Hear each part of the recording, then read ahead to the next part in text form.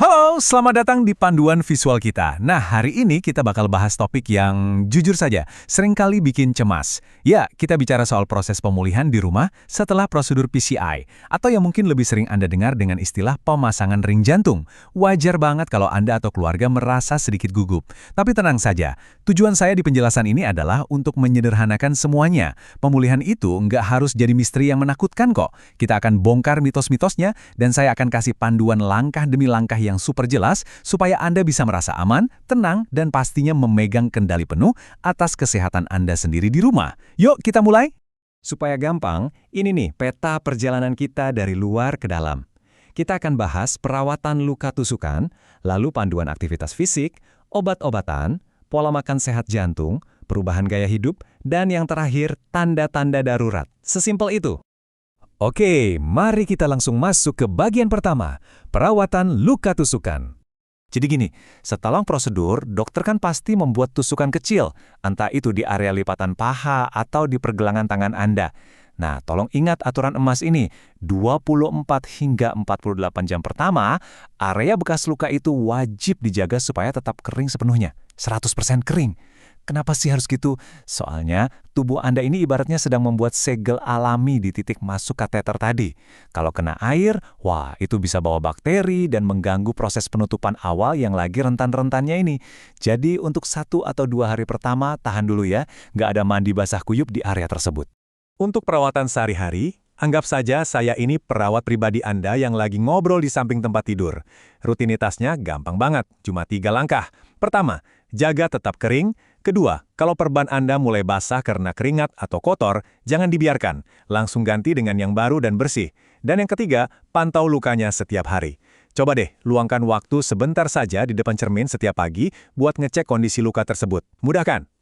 Oh ya, sering banget nih orang panik pas lihat ada warna kebiruan di kulit mereka. Padahal sedikit memar atau muncul benjolan kecil, kira-kira seukuran kacang polong lah. Itu normal banget. Itu bagian dari proses penyembuhan alami tubuh kita, jadi nggak usah khawatir. Tapi, nah ini ada tapinya, Anda harus waspada kalau ada tanda bahaya. Misalnya, benjolan itu tiba-tiba membesar dengan cepat banget, atau area lukanya kerasa panas luar biasa pas disentuh. Atau, kalau tangan dan kaki Anda yang ada di area prosedur tiba-tiba jadi dingin dan pucat. Kalau itu yang terjadi, stop. Itu bukan penyembuhan normal. Anda harus segera hubungi dokter. Lanjut ke bagian kedua, panduan aktivitas fisik. Ingat tema utamanya, jangan terburu-buru. Angka 5 ini penting banget. 5 kg. Ini adalah batas maksimal angkat beban Anda selama minggu pertama. Jangan, sekali-kali jangan, mengangkat benda yang beratnya lebih dari 5 kilo. Apalagi kalau luka tusukan Anda ada di pergelangan tangan, wah, aturan ini benar-benar harga mati. Kenapa?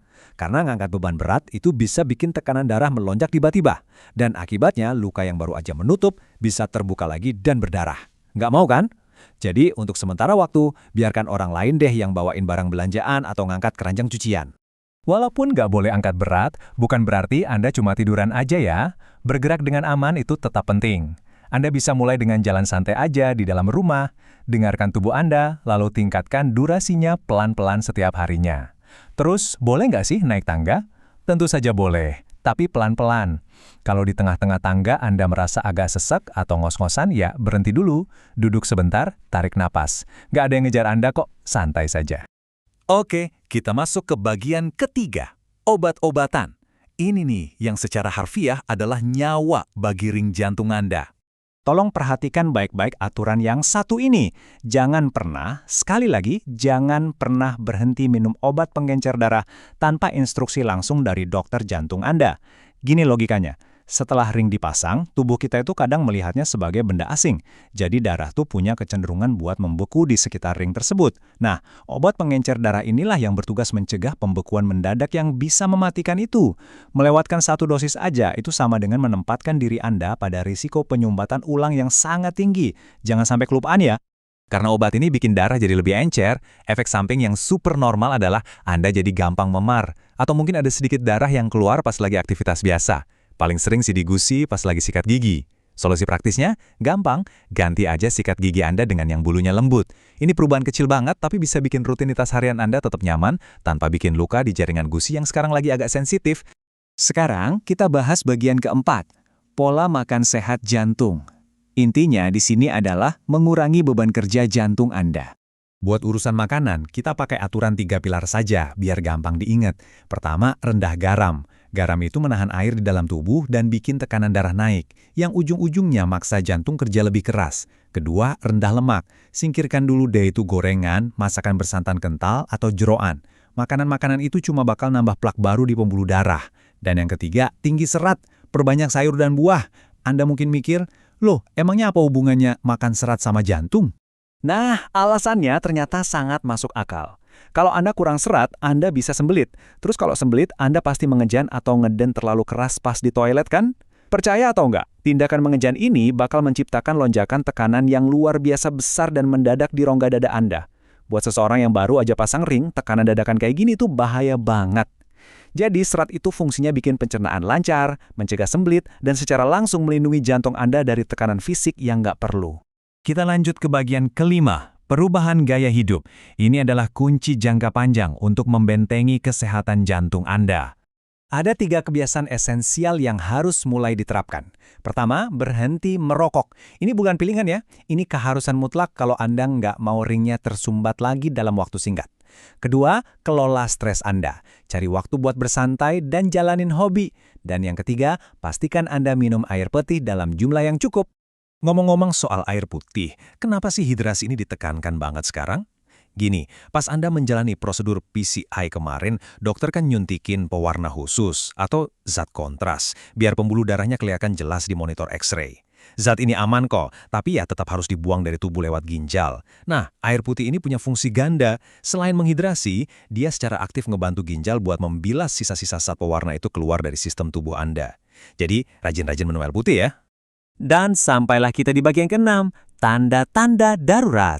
Kita semua tentu berharap pemulihannya lancar, tapi punya jaring pengaman terakhir itu tetap wajib. Ini mungkin pertanyaan paling kritis buat Anda dan keluarga yang merawat di rumah. Kapan sih Anda harus berhenti menunggu, ninggalin semua aktivitas, dan langsung rebut ke instalasi gawat darurat alias UGD? Jawabannya, segera ke UGD kalau Anda ngerasain nyeri dada, terutama rasa nyeri kayak diremas atau ditekan, yang mirip banget sama serangan jantung yang mungkin pernah Anda alami sebelumnya. Atau, kalau Anda tiba-tiba sesak nafas yang parah banget, padahal posisinya cuma lagi duduk santai. Kalau Anda merasa pusing berputar yang ekstrim sampai mau pingsan, atau melihat ada perdarahan hebat di luka tusukan yang nggak mau berhenti meskipun udah ditekan kuat-kuat. Kalau salah satu dari tanda ini muncul, jangan pakai tunda. Langsung cari pertolongan medis saat itu juga. Sebagai penutup dari panduan ini, ingatlah satu hal penting. Ring jantung itu ibaratnya alat bantu, tapi pola hidup sehat adalah kunci jangka panjang supaya jantung Anda tetap kuat. Dokter dan teknologi medis emang udah luar biasa membantu lewat ring itu, menahan pembuluh darah Anda tetap terbuka. Tapi untuk pemeliharaannya, untuk memastikan kekuatan jangka panjangnya, tongkat estafetnya sekarang ada di tangan Anda. Lewat pilihan gaya hidup yang Anda buat setiap harinya mulai dari sekarang. Nah, sebelum kita benar-benar selesai, saya punya satu pertanyaan buat Anda pikirkan. Dari semua yang kita bahas barusan, bagian mana sih dari rutinitas pemulihan ini yang kerasa paling menantang buat dipraktikkan di rumah? Apakah ngatur menu makanan sehat tanpa garam, atau mungkin rutinitas ganti perban luka setiap hari? Coba deh dipikirkan dari sekarang, supaya Anda bisa nyiapin strategi yang lebih pas di rumah nanti. Terima kasih banyak udah bergabung di penjelasan visual kali ini. Ingat, jalani selangkah demi selangkah, jangan terburu-buru, dengarkan tubuh Anda, dan saya doakan semoga proses pemulihan Anda berjalan sangat lancar.